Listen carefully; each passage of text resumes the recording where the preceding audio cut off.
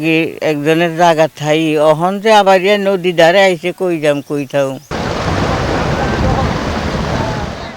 মেঘনা নদীর ভাঙনে হুমকির মুখে পড়েছে ভোলা শহর।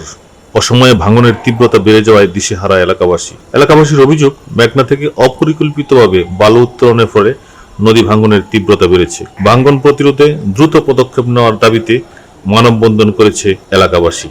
ভোলা থেকে আমাদের জেলা প্রতিনিধি আবু মাহাজের পাঠানো তথ্যচিত্রের ভিত্তিতে একটি ডেস্ক রিপোর্ট।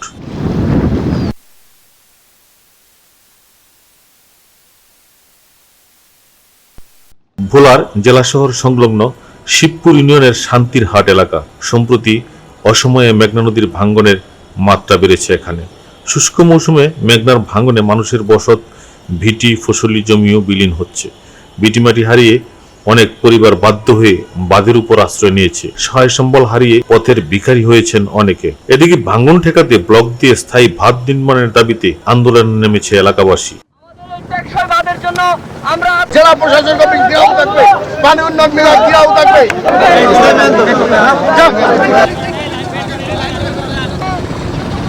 এ পর্যন্ত দুইবার ভাঙা হয়েছে।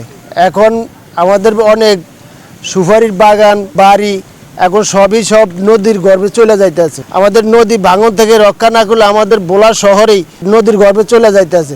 আমাদের ঘরে একবার করে 3 বার ভাঙছে।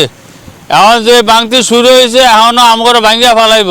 নদী ভাঙন আমাদের বাড়ি ঘর সব তলায় লয়ে যাইতেছে। আমরা পুলিশ প্রশাসনের দ্বারা যাই, আমাদের আশ্বাস দেয় কিন্তু কাজ করে না। আগে একজনের জায়গা থাই অহন যে আবার নদী ধারে আইসে কই যাম কই থাও।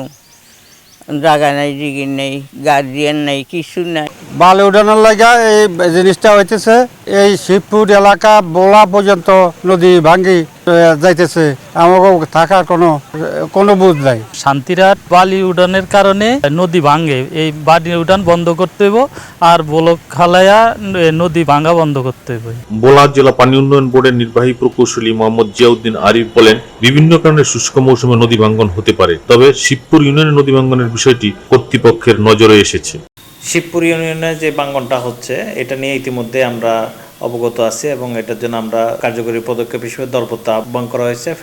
জানুয়ারির 29 তারিখে দরপত্রটা উন্মুক্ত করে ফেব্রুয়ারিতে আমরা আশা করতেছি দ্রুততম সময়ে কাজটি বাস্তবায়ন করা হবে। নদী ভাঙ্গন কখনো পুরোপুরি প্রেডিক্ট করা সম্ভব হয় না। কোনো এক সময় দেখা যায় কোনো এক জায়গায় চর পড়তে পারে, নদীর তলদেশ স্থায়ী পরিবর্তন হয়ে যেতে পারে। বিভিন্ন কারণে নদীর তীরবর্তী স্থানে পানির পার্শ্বচাপ সৃষ্টি হলেও শুকনো মৌসুমে নদী ভাঙ্গন হইতে পারে। দ্বীপ জেলা ভোলার চারপাশে প্রায় 250 কিলোমিটার বেড়িবাঁধ রয়েছে। এর মধ্যে প্রায় 33 কিলোমিটার কংক্রিটের বেড়িবাঁধ। এলাকাবাসীর দাবি, এখনো যদি কংক্রিটের বেড়িবাঁধ দেওয়া হয় তাহলে হয়তো দ্রুত ভাঙ্গন প্রতিরোধ করা যাবে।